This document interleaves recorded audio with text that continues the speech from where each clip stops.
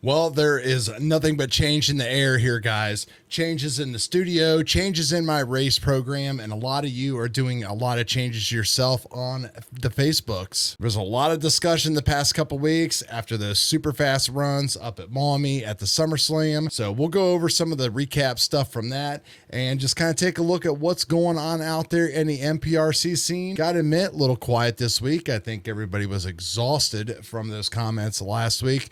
But anyway, let's do this. Let's get fast on Facebook. Let's go. So first thing off the bat, love all of you guys. The responses to the latest videos have been fantastic.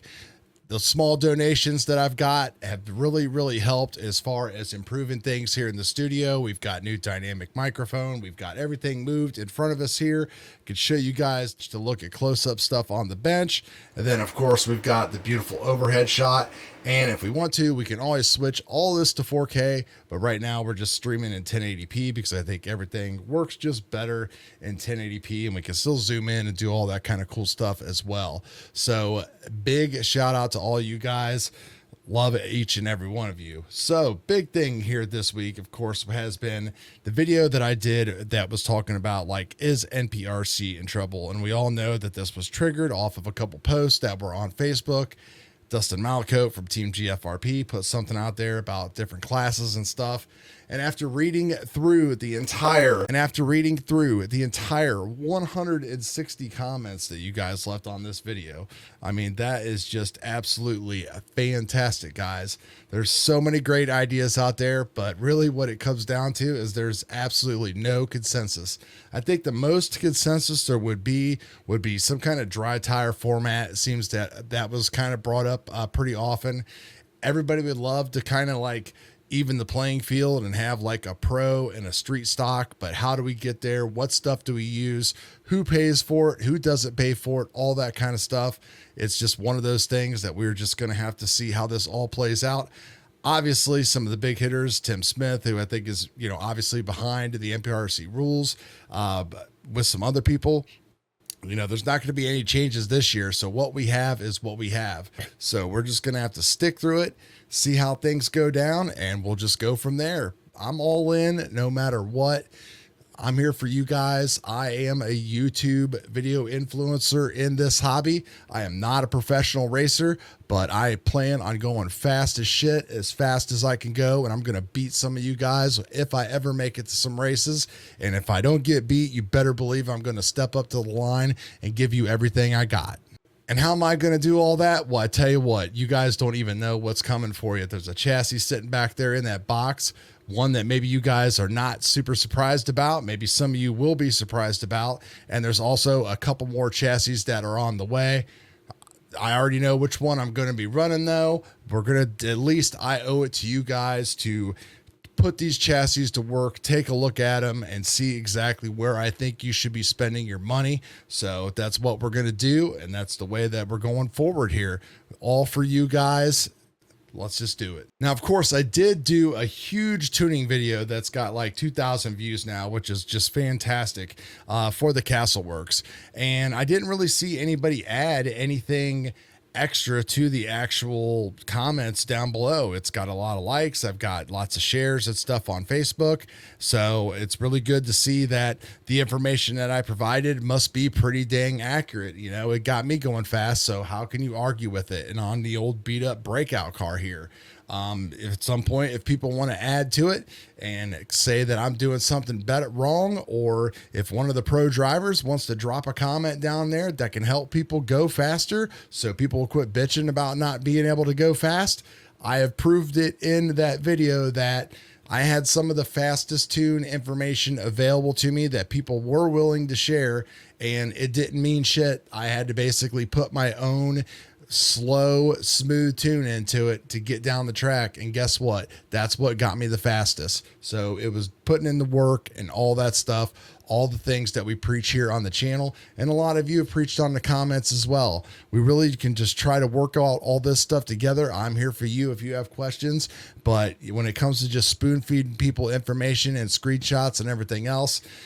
It's that old saying that like you got to teach people how to fish. You just can't give them the fish. They can eat forever. You know how that all goes, right? All right. So let's take a look at some of this stuff here that we've been looking at on Facebook this week.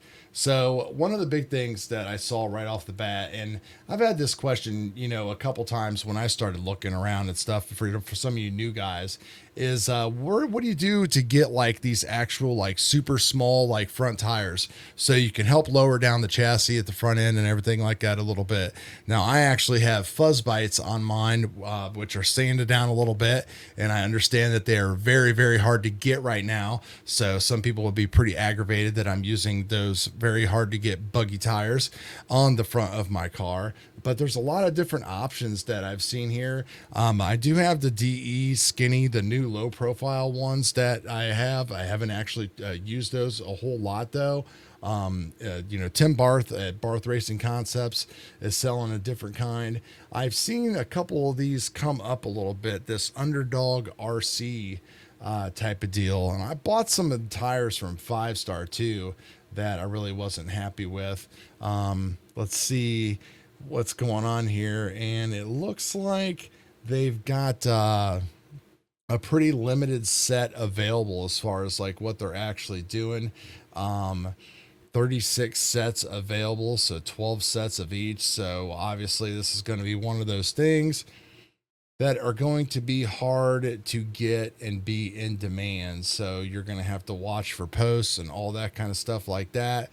Unfortunately, that kind of smells like voodoo. So if you're not into that kind of thing, then that might not be for you. So, but it's good to see another small company that's getting into the actual tire game.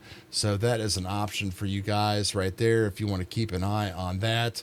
And then in that post here is, of course, everybody else talking about what are all the other things that we can actually do to get tires that are that small. I mean, all buggy tires sanded down, any of them will work. I've seen a lot on actual rims. I've got mine on some actual small rims. The DEs actually come with their own lower profile rim. So I guess if you're looking for the most available out of the box thing that you can get right now, it's probably going to be the DE Outlaws in the low profile and then their actual small wheel to go with it. Evidently these are a little bit smaller than the DEs, but you know, it comes down to you. How small do you want to go? So Proline prisms come up a lot as well. You know, pretty much anything that you can get that you can just sand down, have some kind of foam in there, that kind of stuff. You know, we've all kind of learned that the front end is really just the front end. As long as it's stable and it's the right size and width and everything that you're looking for, you should be okay. So there's not really one best tire. It's pretty much going to be what can you actually get to kind of help you out a little bit. I think a couple weeks ago, people were having a hard time getting a hold of Castle Motors. Now it looks like they're all back in stock. I know I was able to jump onto Castle and order one, and it said it was out of stock, and it showed up actually 2 days later. So I think I've heard that they are going to be on a limited availability for the near future. Not sure how true that is. Sounds like this last batch is going to be kind of like one of those batches that's out there, and then it's going to dry up a little bit, but we'll just have to wait and see how that whole situation goes. I've seen rumors that Tekin was saying that wait until you see what our 4-pole motor is going to do. So hey, you know, Tekin, bring it on. Give us that motor, man. Let's see what you got against the big green machine. I want to see it, and so does everybody else. I don't think anybody has one out there yet, but it'll be pretty cool whenever it does get here. Watching this guy here do this like 30-second burnout here, just burning these things up, man. Look at this thing just smoking. Jeez.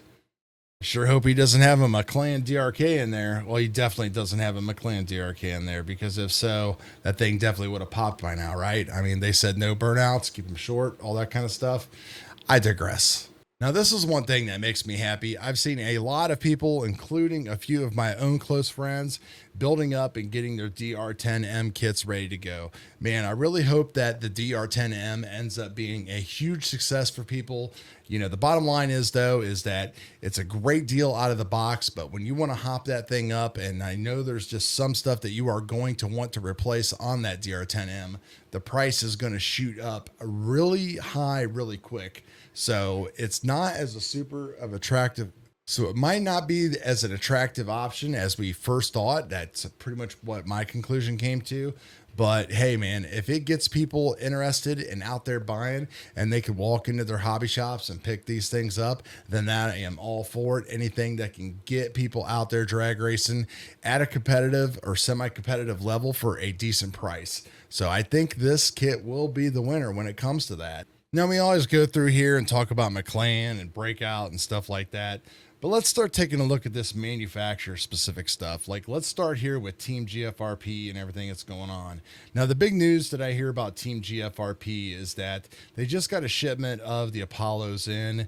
You get an Apollo now, you get maybe some upgrades, you get the single wheelie bar, all that kind of stuff. The big thing though is that they've got the actual Apollo 2023 getting ready to come out. And I first heard that it was going to be maybe about 6 months. Now it sounds like it's going to be a lot sooner than that. You know, the Apollo is no doubt a Midwest car. Everybody around me is running Apollos, and they're all very, very fast and successful.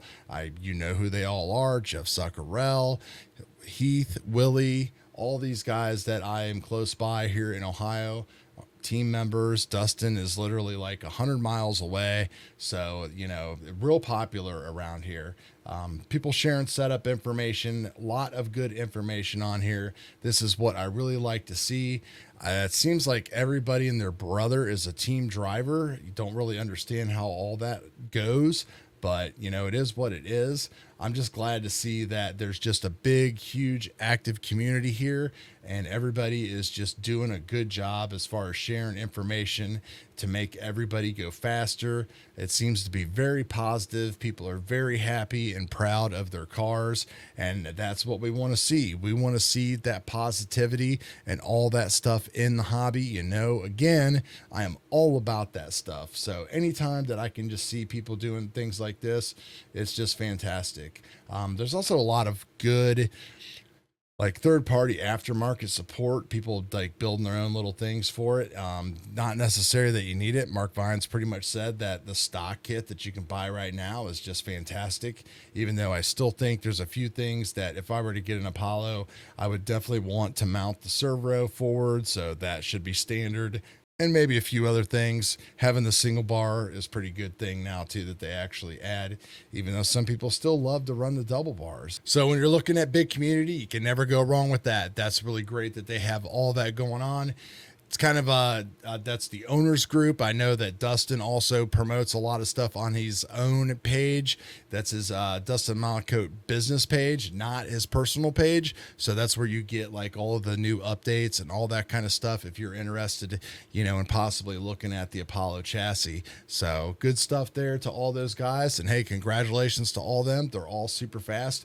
I really wish that, you know, we would have been able to keep on running super chips and stuff, and all that sad stuff would have happened there. That way we would have had that Team GFRP versus R1 Works team showdown. I think that all of us really want to see right now, just to see who is the most banging at team out there. Now let's take a look at the R1 drag racing team. And if you, just in case you just didn't realize it, the DC1 is actually the most winningest car out there. I mean, I think altogether the DC1 has won at least $75,000, $80,000 worth of prize money in the last year. If you look at their website, I mean, you got King of the Streets, you've got the SoFlo, you've got all kinds of stuff that's going on just this year and how much money they've actually won. So, you know, whether you want to look at who's won the most money or who's won the most races or who's the fastest, there's a little bit of everything for anybody out there. So it looks like Dibble won some more races today, and Omar did. Of course, they're running DC1s out there, R1 power and everything. Obviously, it looks like it's pretty beautiful wherever they are at. So a lot of information on the R1 here, and it just really a lot about the actual electronics itself. Don't see a whole lot of DC1 posts, which is a shame. There definitely needs to be more of an active DC1 community going on. They're constantly updating and doing things with these cars. I don't know if you guys keep an eye on what they're doing, but there's a lot of stuff going on here. They've got a lot of like cool new parts and stuff that they've been added to the DC1. They're getting away from that whole buggy thing. So I've been following them. You know, DC1's always kind of been like my dream car to get, you know, but it's been a little bit, you know, been on the fence as far as which one to pick up and stuff. But, you know, it's definitely a top contender. Definitely would like to see more growth and more information out there from the team drivers and everybody, you know, that's on here. So they've been trying a lot with their actual YouTube presence. I've seen a lot of videos posted recently by R1. You know, the thing is that it's just, they don't have much visibility. They're showing people how to like build the actual kit. So if you're kind of nervous about, you know, picking up a kit and smashing it together, they do have a really awesome instruction book that I looked at here for the DC1, and it's a constantly evolving book that's online, and you can actually click on these numbers here and they'll take you to like part numbers and stuff like that on the actual book, and you can go ahead and look in on all these different like CAD drawings and stuff like that. So it's a real beautiful touch that they have there. So, you know, thumbs up to them for definitely getting all that stuff out and making a big impact. I would definitely, I mean, the DC1 is the first innovative car that came out with like the floating body mounts and everything like that. So really would like to see that community just keep growing there for sure. So we need that. GFRP obviously needs big competition. So again, it's kind of like a Midwest, East Coast versus West Coast thing. I have a feeling that there's a lot more people on the West Coast running these cars. I know there's West Coast people that run GFRP too, but you know, we need to see what happens at the next big race. And then of course this could just blow up instantly overnight as soon as one of these guys takes something home. But you would think with the success at King of the Streets that it would have been a little bit more evolved on that, you know. And I go through and do some searching and stuff, and I don't see any posts from Samantha or anybody else like that really on the page. I don't know if they have a big social media presence or stuff, but you know, the amount of people that have the social media presence on GFRP is just huge compared to the social media presence on R1. So that really needs to be addressed if they are going to, you know, try to make a big impact, which it seems like they're putting a lot of work into right now. And I mean, we all know as soon as they get in like their batteries and everything else, they instantly sell out. So they've got this huge electronics presence. So really be cool to see them to keep developing this car presence and bring more options to everybody here in the community and make things easier. I know a couple weeks ago, it looks like their kit was, you know, pretty pricey to like put everything together, but the prices came down on a full DC1 build right now, I think to $800. And that comes, I believe, with floating body mounts and everything too. We could take a look at their website here real quick if we wanted to and see if that is the case, because if that's the case, then I mean, heck, you can't really go wrong with that. So that's going to be pretty competitively priced right there with the Apollo. Yep, it's all there on the website, so I would assume that it definitely all comes with everything there. They've got a couple different options for you as far as whether you want lay down or stand up transmissions, which version of the shocks you want. They've got a V1 shock and a V2 shock. I understand one offers basically they each use kind of different springs, and I think one actually will use springs that are down to like the half-pound increments. So definitely a tuner's car. But yeah, you can't beat that. You know, that's a great price right there compared to everything that you're going to get when you stack that up against an Apollo. So you've got nice injection front molded bumper, all nice stuff with the floating body mounts. And if you really zoom in and look at some of these pictures, like some of the very fine details that they have on here are really nice. And they still have some of the things that we're kind of used to with like the pills and all that kind of stuff that will give you some super adjustments. You already get the forward mounted servo there with the DC1, so you can't really beat that at all. Might be getting pretty close to that DC1 after looking through this. It's pretty cool. So just need a bigger presence. Looks like they're trying. They've been dropping videos left and right, but need some interaction here on the Facebooks for sure. So guys, that is going to do it for this video. Again, thank you so much for all of the love and the passion and everything that you guys are showing here for the channel. I really want to just do as much work as I can to take this to the next level for all of you. So that way we can just keep on having fun together and keep on going faster together. So we will see you guys on the next video. Thanks for listening to me ramble for a little bit. We'll talk to you guys later. Peace.